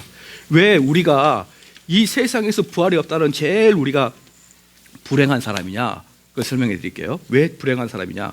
만약에 죽음 이후에 부활이 없다 그러면 그렇죠? 이 살아있을 때 생활을 어떻게 해야 되느냐? 시작 어떻게 해야 될까요? 열심히 공부하고, 그죠? 열심히 공부해야 됩니다. 일단 그 다음 뭐 해야 됩니까? 취업을 좋은 데를 해야 됩니다. 좋은 데 취직을 해야 되죠. 그럼 열심히 공부하고 취직을 하게 되면은 그 다음에 뭐가? 좋은 아내가 오겠죠. 좋은 자매랑 결혼하는 거예요. 결혼하게 됩니다. 그리고 남이 안 볼 때 뭘 하면 되는 거예요? 즐기면 되는 거예요. 따라합시다. 안 볼 때 즐겨라. 모든 극단적인 이득을 다 취하면 돼요, 여러분이. 그래서 만약에 여러분이 죽음 위에 부활이 없고 모든 게 끝나버린다. 그럼 가장 현명한 방법은 여러분이 이 땅을 정말 강하게 살고 정말 부유하게 살아서 마음껏 누리고 가는 거예요. 그게 이 땅에 살아가는 가장 좋은 방법입니다. 그래서 부활이 없다. 그러면 남을 돕고 살고 연약한 자 돌보는 것은 의미가 없는 얘기예요. 내가 남을 돕는다고 이득이 뭐가 옵니까? 사회가 밝아진다고? 내 사회가 밝아진 게 내 밥 먹여줍니까? 그래서 부활이 없다 그러면 우리는 어떻게 살아야 된다? 이 땅의 것에서 모든 걸 얻을 걸 알고 이 땅의 것에서 열심히 살아야 되는데, 근데 여러분들이 교회 오면은 이게 아니라고 맨날 이야기하지 않습니까? 그래서 이게 아닌 척 살았어. 살아고 보니까 아무것도 없네? 그러니까 제일 불쌍한 거예요. 부활이 없다 그러면 교회 다니는 사람이 제일 불쌍하단 말입니다. 왜? 부활도 없는데 이 땅에서 괜히 가난한 사람 돈 좀 쫓고 나는 열심히 돈 벌어가지고 돈 주고, 이게 뭐 하는 짓입니까 이게? 그래서 부활이 없으면은 저나 여러분은 이 밤에 9시 뭐 하는 거예요 지금 밤에 여기서? 이게 너무너무 불행한 거예요. 너무너무. 그래서 만약에 부활이 없다 그러면 그리스도인처럼 불행한 사람이 없다는 거예요. 그리스도인처럼. 되셨죠? 그런데 문제는 뭐냐면 그러면 내가 부활이 있어야 되겠네. 그럼 부활의 삶이 뭐냐? 아까도 봤죠. 사도들처럼 그렇게 헌신하고 사도들처럼 그 죽음 이후에 소망을 갖고 달려가야 되는데 딱 끝나고 갈 때 뭐라고 합니까? 저건 목사님 이야기고 현실은 그러니까 이렇게 살지도 못하고, 그렇죠? 이렇게 살지도 못하는 아주 요상한 좀비처럼 살아가고 있는 거예요. 좀비처럼. 이거 하려고 그러면은 좀 찝찝하고, 이거 하려고 그러면은 안 믿어지고, 그래서 이도 저도 못하는 아주 맹꽁이 같은 인생을 살아가는 게 교인들 중에 많다 이 말이에요. 그렇죠? 그래서 난 모르겠다. 이거 안 할라. 이거 모르겠다고 말하기엔 너무 타격이 크고, 이걸 쫓아가자니 교회에서 눈치가 보이고, 이제 그러한 어정쩡한 삶을 살아가기 때문에 바울은 뭐라고 합니까? 소망을, 부활을 못 믿는, 어쨌든 부활을 못 믿는 그리스도인들은 가장 불행하다는 거예요. 어쨌든 뭐 아니면 돈돼. 그렇죠? 이해가 되시죠? 그래서 지금 이게 그거고, 그다음에 사도들의 거짓말장애가 되는 것이죠. 15절에 보니까 또 우리가 하나님의 거짓 증인으로 발견되리니 우리가 하나님이 그리스도를 다시 살리셨다고 증거하셨음이니라. 만일 죽은 자가 다시 사는 것이 없으면 하나님이 그리스도를 다시 살리지 아니하셨느니라. 만일 죽은 자들이 다시 살지 못하면 우리는 우리의 믿음을 잃을 뿐만 아니라 사도들을 믿을 수 없게 됩니다. 그들은 거짓말장입니다. 사도행전 1장 22절을 보면 사도가 될 수 있는 자격으로 제시된 것 중에 하나는 우리로 더불어 예수의 부활하심을 증거할 사람이어야 한다고 말하고 있습니다. 이것이 그들의 전 사역의 최저선입니다. 만일 부활이 없다면 그들의 사역은 거짓말에 기초를 둔 것입니다. 즉 그들은 일단 사기꾼들이 되고 있는 것이죠. 글쎄 그들은 단지 다소 미혹된 선지자의 사기꾼들이었습니다 라고 당신은 말할 수 있습니다. 그러나 그렇게 말할 수는 없다. 그들은 거짓 증인 또는 글자 뜻대로 해서 철저하게 기만하는 거짓말 장이들이라고 해야 합니다. 하나님이 예수님을 살리시지 않았는데도 그들은 살리셨다고 하나님에 대하여 거짓 증거를 하는 협작꾼, 엉터리, 그리고 사기꾼이 되는 것이에요. 이것은 사소한, 그래서 C.S. 루이스가 뭐라고 합니까? 예수님은 하나님이든지 사기꾼이든지 둘 중에 하나라고 했잖아요. 예수님은 하나님이든지 사기꾼이든지 둘 중에 하나예요. 왜? 살아생전에 나는 부활한다 그렇게 얘기했으니까. 예. 그래서 협작꾼이고 엉터리고 그리고 사기꾼이 되는 것입니다. 이것이 사소한 문제가 아니다. 만일 당신이 부활을 부인한다면 당신은 복음 전체와 여태까지 그것을 전파하여 모든 사람들을 파면시키게 되는 것입니다. 그들은 단지 나쁜 충고를 하며 신실하고 정직한 사람이 아닙니다. 그들은 예수께서 다시 살아나셨다고 말했으며 그분을 보았다고 주장했습니다. 그런데 만일 죽은 자들이 다시 살아나지 못했다면, 예수께서 다시 살아나지 못하셨고 또한 그분을 보지 않았다고 한다면 그것은 다 거짓말장이죠. 그러니까 부활하지 않았다 그러면 예수님도 거짓말장이, 부활도 안 했는데 부활하고 봤다고 했던 사도들도 거짓말장이, 그럼 여기서 정대원 목사도 거짓말장이. 여러분들은 속아요. 다 속은 거예요. 물론 저도 속은 거고 다 속이고 음악에 온 거예요. 몇 시에? 밤 9시에 서로 속고 있는 겁니다. 이게 이제 부활을 부인하는 자들의 오류예요. 그렇죠? 자유주의자들의 오류입니다. 죽은 자의 부활, 그리스도의 부활, 사도들의 설교, 그리고 모든 믿는 자들의 믿음은 하나의 단위를 이룬다. 당신은 이 모든 것들을 믿지 않으면 이 모든 것들을 믿지 않든지 둘 중 하나이다. 믿든지 믿지 않든지 둘 중에 하나지 적다. 자유주의 제가 한번 예를 들어볼게요. 자유주의자들은요, 여러분 대단합니다. 대단해요. 제가 자유주의자들 몇 번 만나면 자유주의들하고 토론하면 이길 수가 없어요. 예를 들어 봅니다. 제가 자유주의 이야기 때 오병이어를 이야기하거든요. 오병이어 이야기. 오병이어가 뭐냐 그러면요, 물고기 2마리하고 떡 5개를 5천 명을 먹인 사건이 오병이어잖아요. 그럼 우리 보수주의는 어떻습니까? 예수님께서 떡을 때는 떡이 안 주네? 계속 늘어나네? 이게 보편적인 거예요. 그러면은 만약에 예수님께서 떡을 떼서 줬어요. 그럼 그 교훈이 우리에게 뭐가 옵니까? 안 와요. 자유주의 뭐라 그러냐면요, 예수님께서 설교하시고 모든 사람이 배고플 때 도시락을 먹어야 되는데 아무도 도시락을 숨겨서 안 꺼냅니다. 여러분 어릴 때 도시락 꺼내서 소세지 뺏겨본 기억 나시죠? 그것처럼 도시락을 안 꺼내는 거예요. 자기가 뺏길까 봐. 그럴 때 어린이 한 명이 예수님께 도시락을 가지고 나갑니다. 그럴 때 많은 사람들이 그 모습에 감동하여 자기들 도시락을 꺼내서 서로 나눠 먹었다는 거예요. 그럼 보수주의자들이 말하는 것처럼 만약에 예수님께 떡을 뗐다. 그럼 예수님은 대단하다 이거밖에 안 느껴지잖아요. 근데 자유주의가 할 때는 뭐가 됩니까? 서로 돕고 살고 사랑하라. 어느 게 더 멋집니까? 뒤에 게 훨씬 멋있죠. 자유주의자들은 뭘 안 하냐 그러면요, 예수 그리스도의 역사적 사건에 대해서는 별로 여러분 동의를 하지 않아요. 역사적 사건, 예수 그리스도께서 동정녀 마리아에게서 탄생하셨다. 그게 뭐 얼마나 중요한 일이니? 그런 거 이야기하지 말자. 근데 뭔만 하자? 거기서 나오는 메시지를 우리가 배우자. 그게 자유주의자예요. 그러니까 자유주의자들은요, 좀 배운 자들에게 아주 달콤하고 매력적이고 기독교가 혁명적으로 들리게 되어 있습니다. 근데 보수주의는 어떻습니까? 그냥 문자 그대로 믿으니까 바보 같은 거예요. 그래서 자유주의자들은 계속적으로 뭘 하냐 그러면 여기서처럼 그 예수 그리스도 부활, 그게 뭐가 중요하냐. 그래서 자 봐봅시다. 봐볼게요. 이게 정말 이게 자유주의 뭐라고 그러냐면 아주 재밌어요. 예수 그리스도 사랑이죠. 그럼 우리 복음 개혁주의자들은 예수를 사랑이니까 가서 복음을 전하고 그를 예수 그리스도의 보안도래로 데려오려고 하는 거예요. 사랑의 실천, 예수님께서 많은 제자들 사랑하시고 많은 백성을 사랑하셨죠. 예수님께서 사랑의 실천을 뭘로 했습니까? 말씀을 끝까지 가르치잖아요. 처음부터 말씀을 가르치고 마지막에 십자가에 못 박혀서도 말씀으로 구원하지 않습니까? 그렇죠? 동의하시죠? 예수님은 그 사람을 사랑하는 방법으로요, 말씀을 가르쳤어요. 왜? 그가 어디에 가지 않아야 되기 때문에, 불구덩이에 들어가지 않아야 되기 때문에 그것을 말씀으로 가르쳤어요. 자, 여기에서 자유주의자들 어떻게 얘기하죠? 자유주의자들. 예수님은 뭐다? 사랑이시다. 이건 기본적인 전제 조건이에요.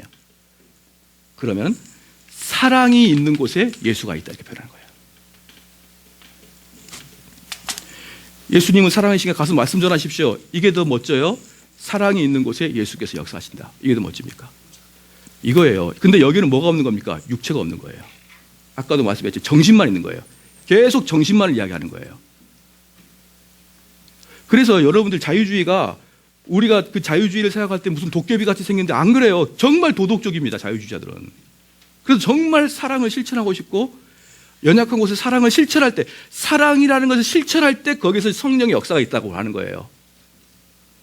근데 예수께서 말하는 사랑은 뭡니까? 복음 전파예요. 근데 그들은 복음 전파하는 게 아니라 우는 자들과 같이 울어주고 기쁜 자들과 같이 기뻐해 주는 것을 그들은 복음 전파라고 생각하는 거예요.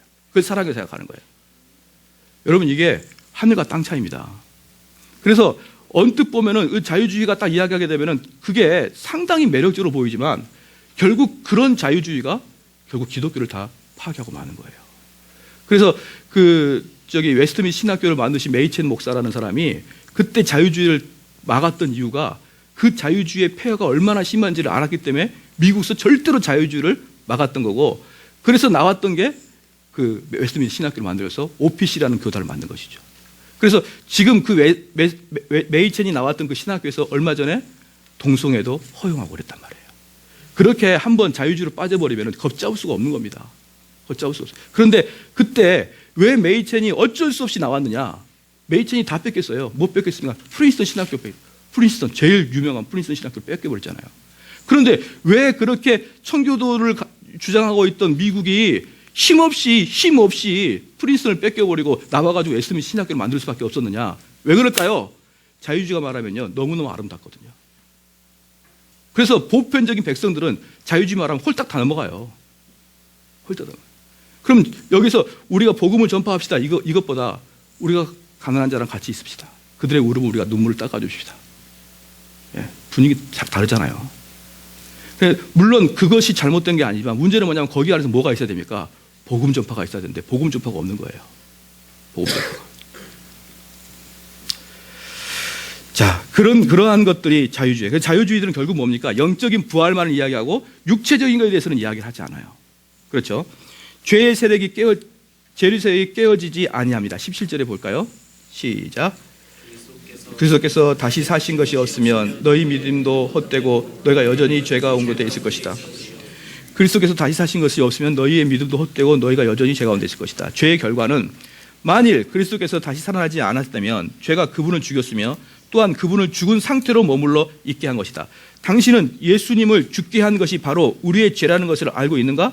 그분이 십자가에 달려 죽으신 것은 그분이 우리를 위하여 죄가 되셨기 때문입니다. 그런데 만일 그분이 다시 살아나지 않으셨다면 죄가 그분을 완전히 죽게 만들어 그분이 다시 돌아올 수 없게 한 셈입니다. 죄가 승리한 것입니다. 믿음은 우리에게 은혜를 가져다 주려면 우리의 죄가 용서되고 우리가 죄책과 형벌로부터 구원되지 않으면 안 됩니다. 만일 우리의 믿음이 그 일을 할 수 없다면 그 믿음은 무익한 것입니다. 로마서 6장 23절에 가면 죄의 삭은 사망입니다. 만일 그리스도께서 죄를 다루실 수가 없고 정복하실 수가 없다 그러면 우리 스스로가 죄값을 지불하지 않으면 안 됩니다. 부활이 없이 그리스도의 십자가에 못 박히심만으로는 우리의 죄가 제거될 수 없습니다. 십자가에 못 박히심만으로는 안 되죠. 그러니까 여러분들이 만약에 신앙생활 할 때 저희 교회에서 가장 주의할 게 뭐냐 그러면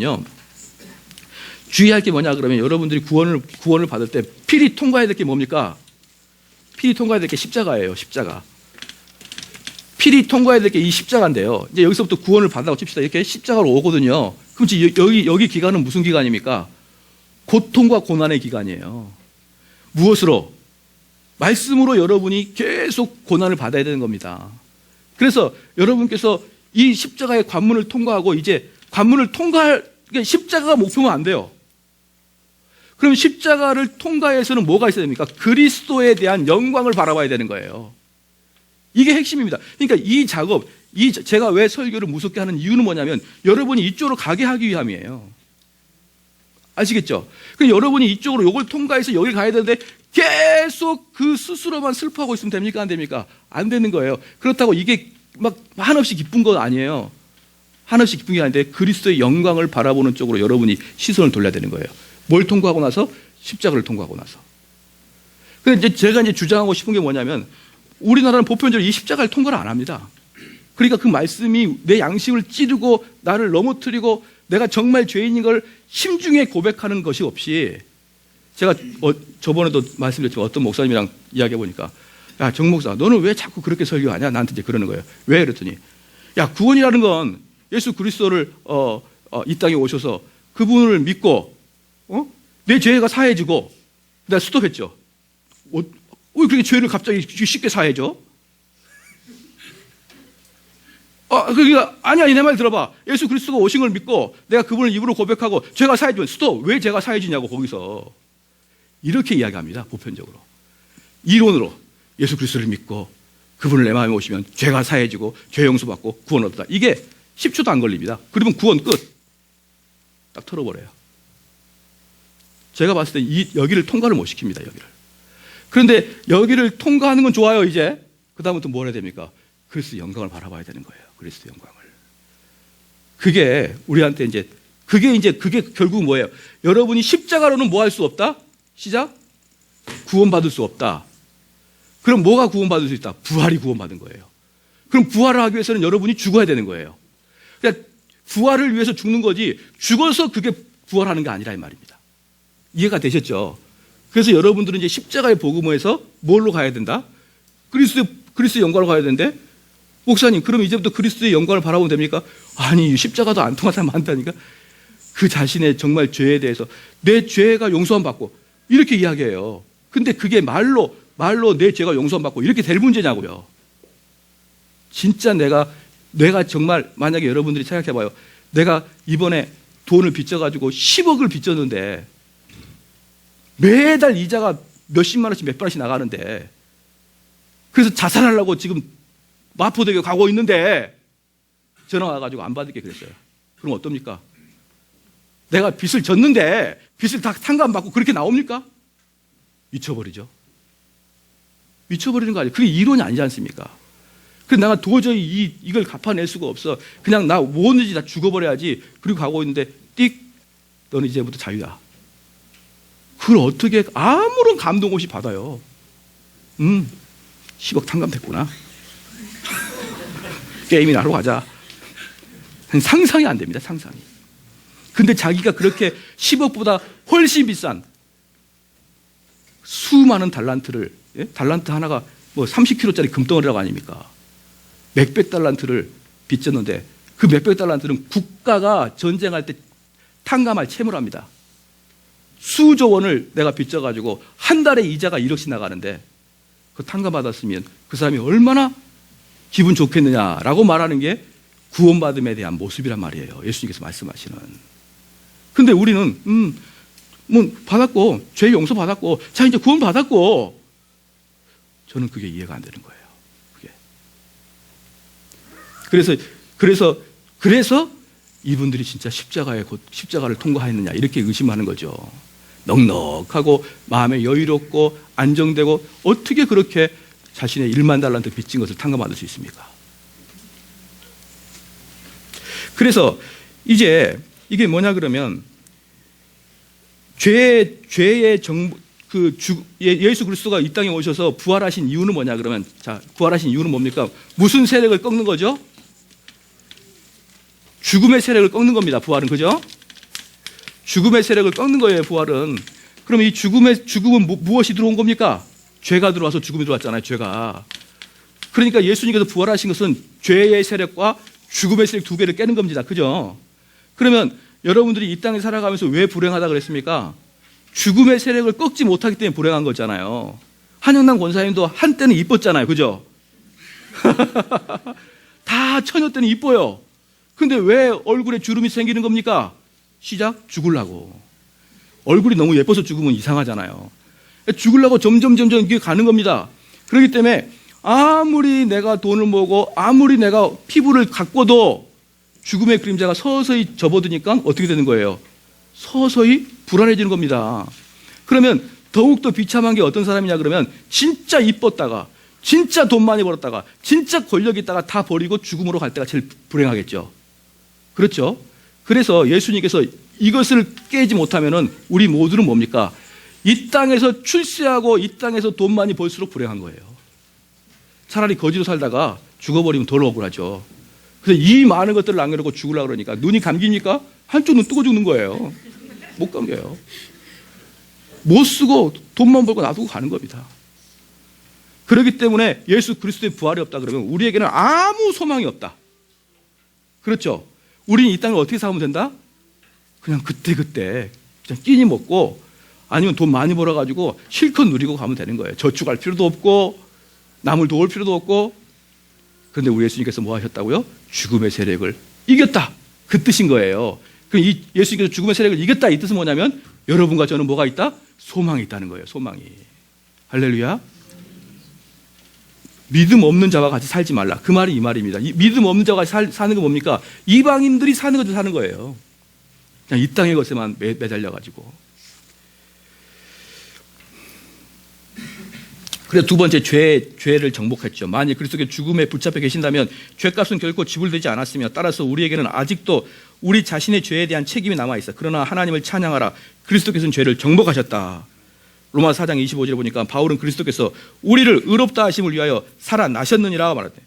이게 뭡니까? 우리를 의롭게 하려고, 우리를 구원시키기 위해서 살아나셨다는 거예요. 이게 그분의 무덤에 살아나셨다. 로마서 6장 3절에서 11절에는 한번 써봅시다. 새 생명 가운데 행할 수 있다. 새 생명 가운데 행할 수 있다.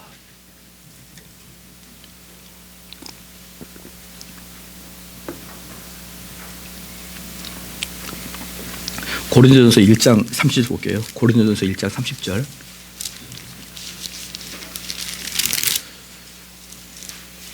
시작. 너희는 하나님께서 나서 그리스도 예수 안에 있고 예수는 하나님께로서 나서 와서 우리에게 지혜와 의로움과 거룩함과 너희는 하나님께서 나서 그리스도 예수 안에 있고 예수는 하나님께로 나서 우리에게 지혜와 의로움과 거룩함과 구속함이 되셨다. 우리를 구원하신 자가 됐다. 우리를 구속의 제물로 되셨다. 그러므로 만일 그리스도께서 다시 살아나지 않으셨다면 그분은 죄값을 지불하지 않으셨으며 우리에게 돌아오셔서 생명을 주시지 않으셨습니다. 죄가 그분을 죽였고 그리고 그분은 지금 살아계시지 않으므로 항상 우리를 위하여 중보자의 역할을 하시거나 우리를 용서하시거나 우리를 붙드시고 지키시거나 하실 수 없다. 만일 그분이 다시 살아나지 않으셨다면 그분은 우리를 구원하실 수 없으셨고 또한 우리를 지키실 수도 없다. 우리가 그분의 부활을 믿는 것은 매우 중요한 것이 바로 이 때문입니다. 그래서 무슨 말입니까? 부활이 크리스마스보다 더 중요하다고 그런 이야기 많이 듣죠. 그건 이제 왜 그러냐 그러면 그것은 부활절을 강조하려고 하는 게 아니라 부활이 없고 크리스마스가 있으면 우리는 불교랑 똑같아요. 예수 그리스도를 따라 사는 삶. 예수 그리스도는 우리의 영원한 스승. 예수 그리스도는 우리가 본받아야 될 그분. 토마스 아켄페스가 쓴 예수라면 어떻게 할 것인가의 삶을 살아가는 거예요. 토마스 아킨페스가 쓰는 예수라면 어떻게 살 것인가, 그건 신비주의자가 쓴 겁니다. 그건 기독교 고전이라고 무조건 읽는 거 아니에요. 우리 개신교회 개혁주의는 별로 좋아하지는 않습니다. 그건 신비주의. 토마스 아킨페스가 신부일 거예요 아마. 그 신비주의 관점. 그러니까 그렇게 예수님처럼 산다. 이렇게 나가는 게 뭡니까? 대체적으로 자유주의와 신비주의 쪽에서 그렇게 나가는 거예요. 우리는 예수님 그리스도처럼 살기를 원하지만 실제로 그렇게 모델로 삼는 게 아닙니다. 예수님은 우리를 구원해 주는 구속자예요. 우리에게는 예수님이 우리를 구원해 준 구속자. 토마스 아킨페스 예수님은 어떤 예수님이라고요? 스승의 예수님. 전혀 달라요. 그래서 지금 여기서 말씀드리고 있는 게 뭐냐 그러면 예수 그리스도 다시 살아나지 않았다 그러면 기독교라는 것은 일반 종교랑 똑같아진다.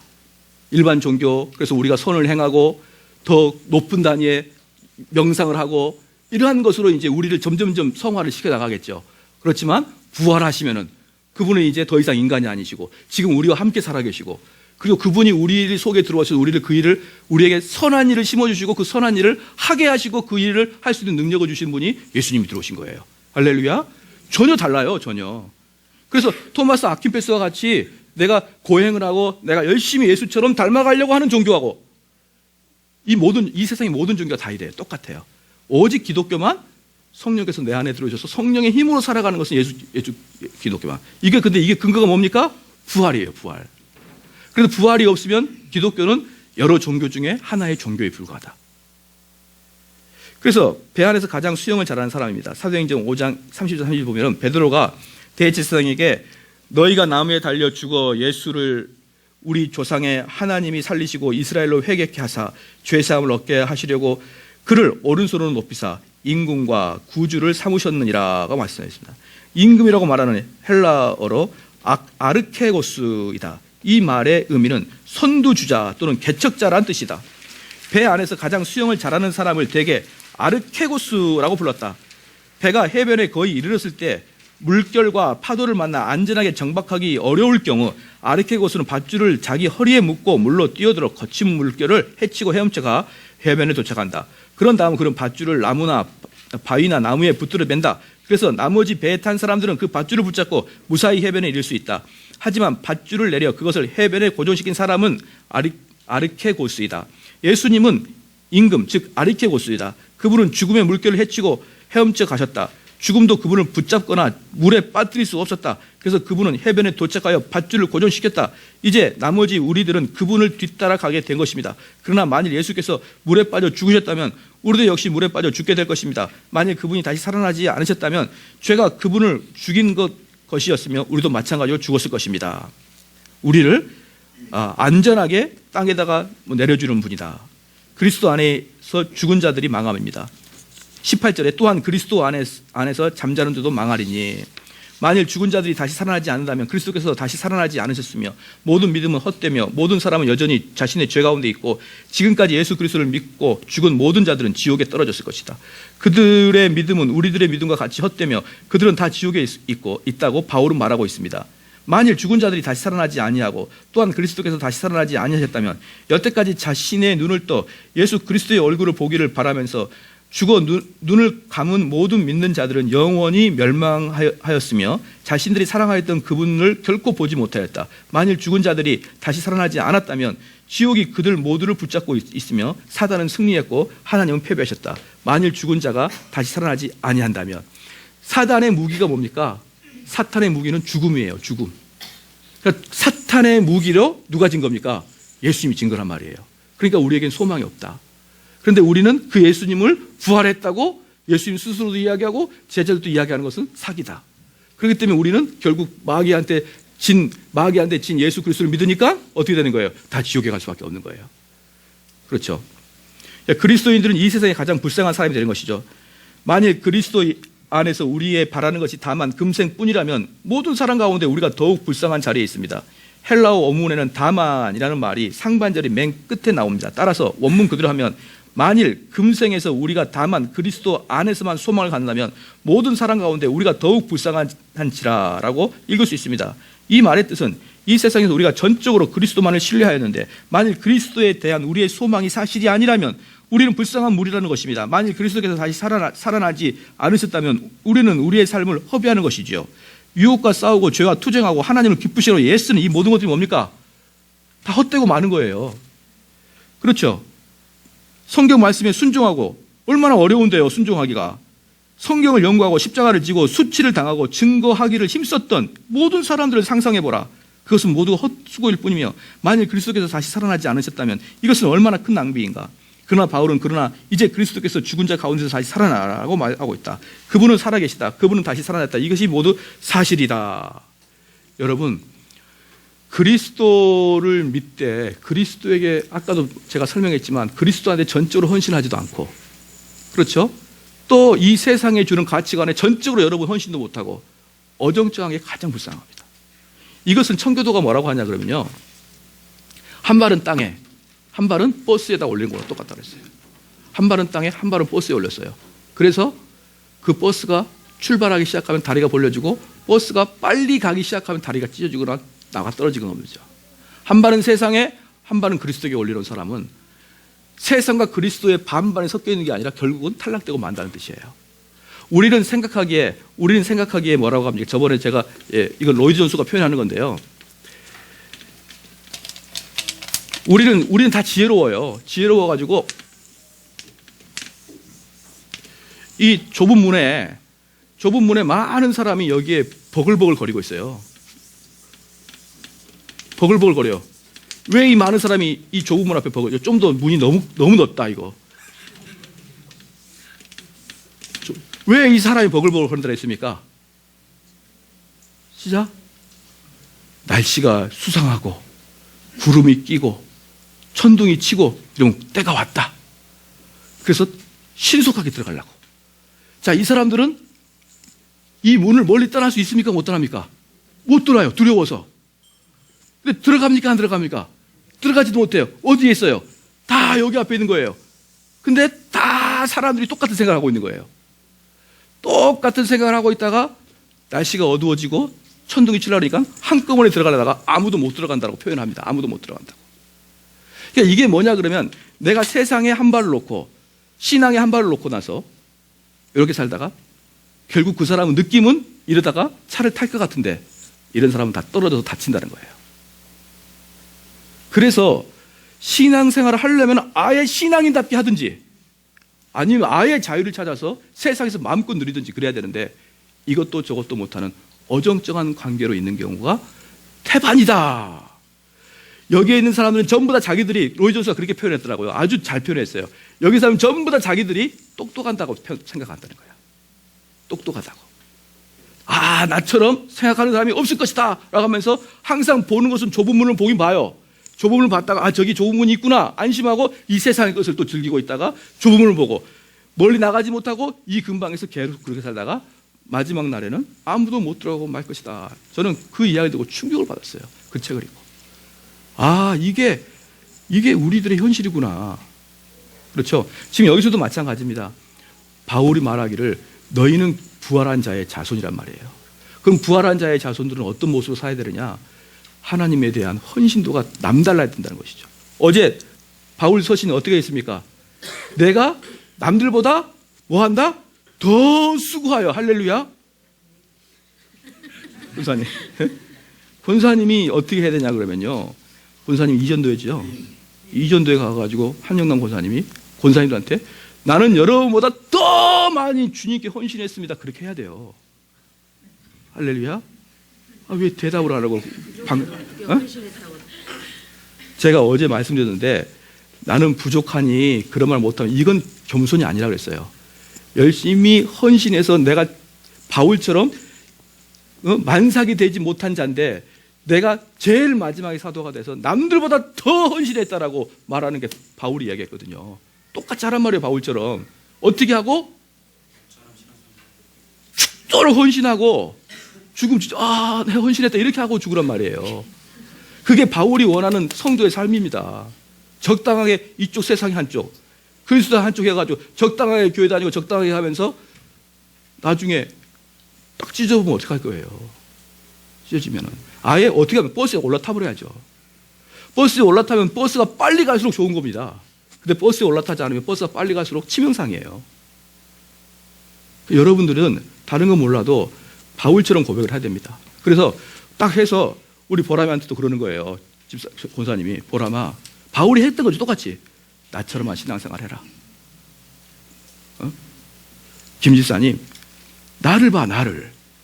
나처럼 신앙생활 하는 거야. 그러면서 오해에 빠져, 그죠? 그러면 안 되는 거예요. 그게 여러분 이 바울이 언뜻 보면은 우리 동양적 사고로는 교만해 보이지만요, 그렇게 해야 됩니다. 그래서 여러분들이 정말 헌신하고 내가 헌신하는 걸 봐라. 이게 그리스도의 부활하심의 증명 아니겠느냐? 라고 이야기해야 되는 거예요. 되셨죠? 그래서 뭐 쭉 읽어보면 이제 다 아십니다. 다 아시니까 이제 쭉 읽어보면은 아세요. 아신데, 이제 요거 마지막 그것만 읽고 예수 그리스도의 부활이 무엇을 입증하는 것만 읽고 오늘 이제 나머지는 여러분이 읽어보기로 하겠습니다. 예수 그리스도의 부활은 무엇을 입증하는가? 진리가 거짓보다 강하다는 것을 입증합니다. 예수께서 이 세상에 오셔서 내가 진리요라고 말씀하셨습니다.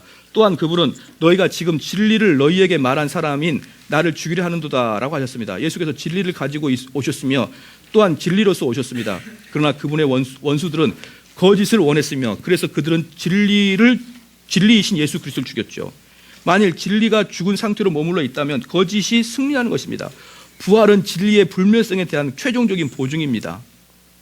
선이 악보다 강한 것을 입증하고 있습니다. 예수를 십자가에 못 박은 세력들은 악의 세력들이었죠. 예수께서 요한복음 8장 44절에 너희 압이 마귀에서 났다 이렇게 말씀했습니다. 만일 부활이 없다면 악이 승리하는 셈이며 따라서 우주의 도덕적인 원리인 하나님이 거룩하신 성품의 위험에 빠지게 될 것입니다. 그러나 예수께서 무덤으로부터 살아나셨다면 선이 승리한 것이며 따라서 악을 파멸하는 것입니다. 그러므로 부활은 선의 불멸성과 악이 파멸한 것에 대한 최종적인 보증입니다.